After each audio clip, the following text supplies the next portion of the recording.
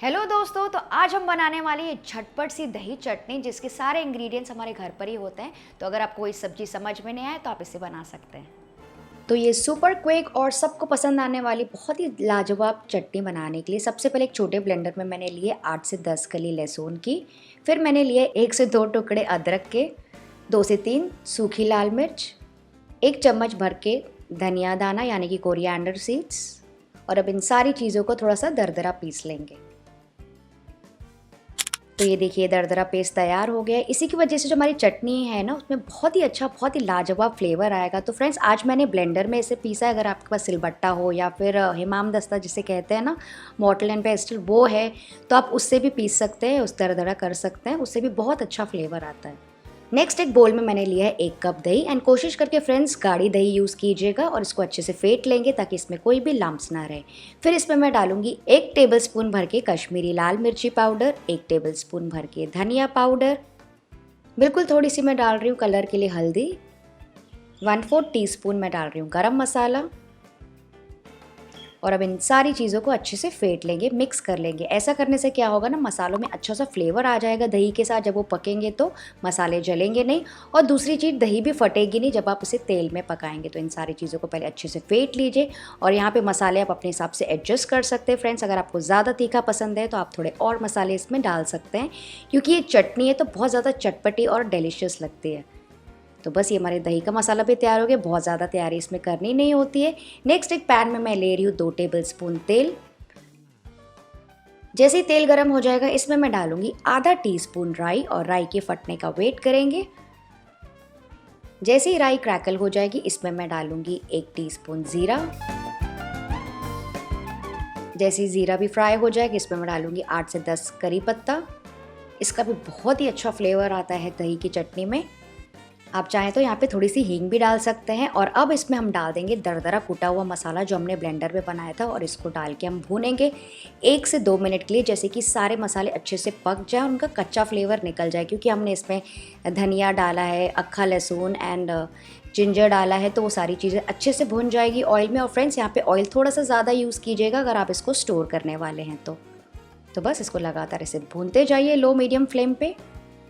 तो ये देखिए सारी चीज़ें अच्छे से भून गई है। तो इस वक्त मैं इसमें डाल रही हूँ 1 प्याज, जिसको मैंने इसे बारीक काटा है, और इसे भी मिक्स करके पकाएंगे 3 से 4 मिनट के लिए, या फिर जब तक ये अच्छे से गोल्डन ब्राउन ना हो जाए। तो फ्रेंड्स, आज मैं ये जो चटनी बना रही हूँ ना, बस 2 से 3 दिन ही यूज़ करने वाली हूँ। अगर आप इसको स्टोर करने के लिए बनाने वाले हैं ना, क्योंकि ये जो चटनी है ना, अगर आप थोड़ा ज़्यादा ऑयल में बनाएंगे तो आप इसको 1 हफ्ते तक के या फिर उससे ज़्यादा भी स्टोर करके रख सकते हैं फ्रिज में। तो इन दैट केस आप यहाँ पे प्याज नहीं डालिएगा। पर क्योंकि मैं चटनी अभी ख़त्म करने वाली हूँ तो यहाँ पे मैं प्याज यूज़ कर रही हूँ। इसको भी थोड़ी देर भूनेंगे। तो ये देखिए प्याज हल्के से गोल्डन ब्राउन होने ही लगे, बहुत ज़्यादा डार्क नहीं करना है। तो इस वक्त गैस का फ्लेम लो कर देंगे और इसमें हम डाल देंगे दही और मसाले का मिक्सचर। और फिर इसमें मैं डाल रही हूँ आधा टीस्पून नमक। बहुत ज़्यादा नमक हम इसमें नहीं यूज़ करेंगे, क्योंकि दही भी काफ़ी खट्टी होती है, तो आप उसके हिसाब से एडजस्ट कर सकते हैं। और इन सारी चीज़ों को अच्छे से मिक्स करते जाएंगे। तो पहले 2 मिनट इसको लगातार मिक्स करते जाइए, मतलब लगातार इसको चलाते रहना है ताकि दही फटे ना। तो जैसे ही फटने के चांसेस ख़त्म हो जाएंगे, फिर हम गैस का फ्लेम थोड़ा सा मीडियम हाई कर लेंगे और इसमें अच्छा सा बॉयल आने का वेट करेंगे। तो ये देखिए इसमें अच्छा सा बॉईल आने ही लगा है। जैसे ही बॉईल आ जाएगा, गैस का फ्लेम लो कर देंगे और फिर इसको ढक के पकाएंगे 7 से 8 मिनट के लिए। 7 से 8 मिनट में क्या होगा ना, सारे मसाले आपस में अच्छे से मिलजुल जाएंगे, दही अच्छे से पक जाएगी मसाले के साथ, और ऊपर से तेल छूटने लगेगा। तो फ्रेंड्स, इसके अलावा भी मैंने काफ़ी सारी चटनीज़ डाली है मेरे चैनल में, जिसके काफ़ी सारे व्यूज़ गए हैं और आपका ढेर सारा प्यार मिला है। तो वो चटनियाँ भी देखना ना भूलिएगा। मैं नीचे लिंक दे दूँगी आपको डिस्क्रिप्शन बॉक्स में। और अगर आपको मेरे वीडियोज़ अच्छे लगेंगे तो इसे लाइक ज़रूर कर दीजिएगा। तो बस करीबन 10 मिनट तक के मैंने रख दिया था इसको। लिड हटाकर चेक करते हैं। ये देखिए आप देख सकते हैं ऊपर से ऑयल अच्छे से फ्लोट हो रहा है, मतलब कि इसके भुनने के निशानी है। ये देखिए, और जो दही का मिक्सचर है ना, वो भी थोड़ा सा गाढ़ा हो गया पहले से। और ये ऑयल वही नहीं है जो कि हमने यूज़ किया था, दही ने भी अपना तेल छोड़ा, इसकी वजह से काफ़ी तेल ऊपर दिख रहा है। और फ्रेंड्स, अगर आपको पूरी दही नहीं यूज़ करना है तो आप इसमें थोड़ी सी मलाई भी डाल सकते हैं। तो आपका थोड़ा सा अगर जो खट्टापन है वो थोड़ा सा कट जाएगा। आप थोड़ी सी मलाई भी डाल सकते हैं। और अगर आपको चाहिए तो दही में मसालों के साथ आप 1 टीस्पून बेसन भी डाल सकते हैं, अगर आपको थोड़ी सी गाढ़ी चटनी पसंद है तो। लास्ट में मैं इसमें डालूंगी थोड़ी सी फ्रेश धनिया और इसे भी मिक्स करते जाएंगे। आप देख सकते हैं कितना अच्छे से तेल ऊपर फ्लोट हो गया और काफ़ी अच्छा सा कलर आ गया। मैं आपको पास से दिखाती हूँ। और अगर आपको थोड़ी सी और गाढ़ी करनी है तो इसको थोड़ी देर आप और पका सकते हैं। तो बस ये बढ़िया सी दही की चटनी, मैं गर्मा गर्म तो नहीं कहूँगी क्योंकि इसको ज़रूरी नहीं है गर्मा गर्म खाना, आप चाहें तो इसको ठंडी भी खा सकते हैं।